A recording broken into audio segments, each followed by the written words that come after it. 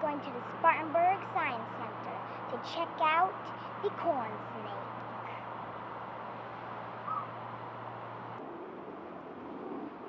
Let's go.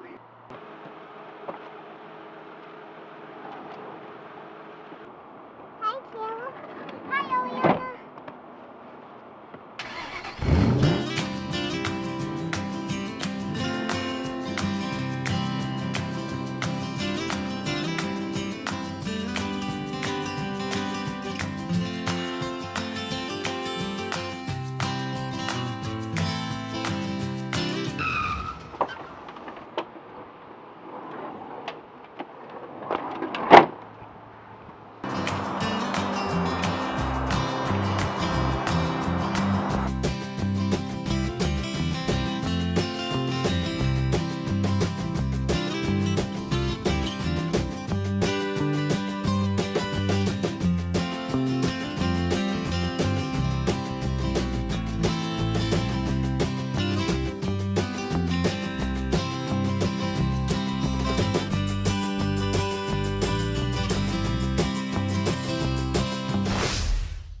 I'm here at the Spartanburg Science Center with Peter, and this is a corn snake.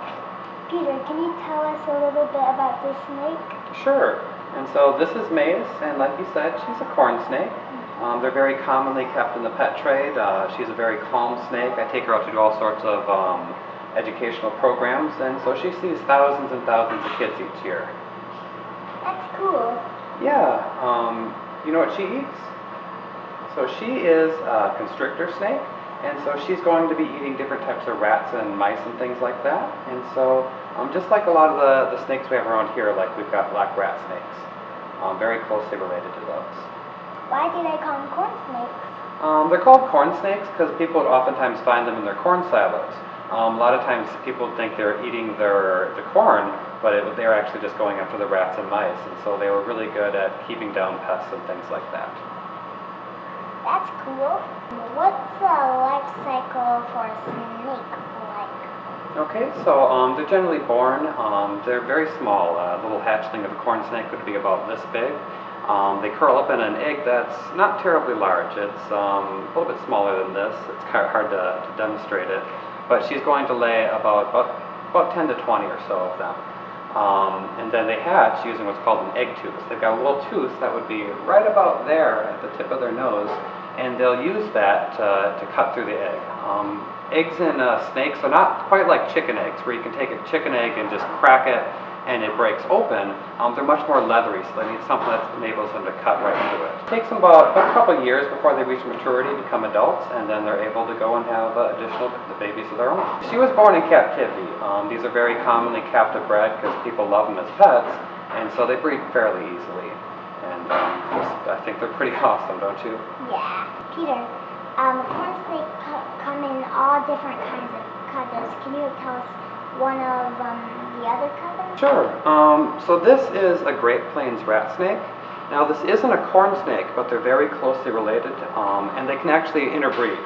And so what people have done in the pet trade is they've actually bred them together, and they've gotten some of the patternings and coloration from this kind of snake has made its way into the corn snakes. This is what's called a wild type.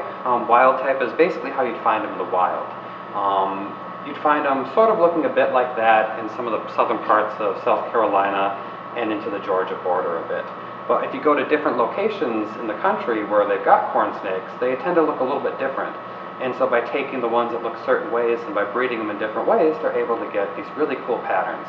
And then whenever they find one that looks quite a bit different, like some strange genetic mutation like albinism or melanistics and things like that, where they're like the white animals or they're completely black in different stripes and patterns, they're able to breed that in there, and just by doing some genetics work on them, they can sort of figure out what kind of snake they're going to end up with. Some people mistake these for the poisonous copperhead snake, right, Peter? A lot of times, yeah. A lot of times people don't quite know what the different types of snakes look like. They'll see the bright colors on her, and basically their first thought is it's something dangerous, and so they think it's a copperhead. But there's a number of big differences between a copperhead and something like this. One of the first things you might notice is the head shape. This copperhead has very triangle-shaped head. That's something you'll find in the pit vipers. That's rattlesnakes, that's cottonmouths, that's copperheads. And so by seeing that, you can actually see that it's a very different shape compared with her head, which is much shorter, it's not triangular at all, and it's very, very rounded. Another thing about her, about this copperhead anyways, is that it's going to have a sort of a Hershey's Kisses pattern or hourglass shape of alternating tan and brown. And so by having that pattern is very distinctive in copperheads. And you'll notice she's got sort of these saddles. She's got very bright colors. Other kinds of snakes are going to have rings and other things, but they don't quite have the same pattern as these copperheads. Now you can't see it in this preserved specimen, but in a live copperhead, they'll have vertical up and down pupils. Their eyes will go up and down just like a cat. And so basically, that's just a characteristic, again, of the pit vipers. And so it's another major difference between corn snakes and copperheads. Basically, whenever people see a snake, if it's on the land, they think it's a copperhead. If it's near water, they think it's a water moccasin. But most of the time, it's going to be a harmless snake. Even with copperheads, so long as you give them some space and leave them be, they're not out to get you. They don't want to bite you. Just let them be, and you should be fine. Here's a fun fact. All snakes and corn snakes smell through their tongue. They catch scent particles with it.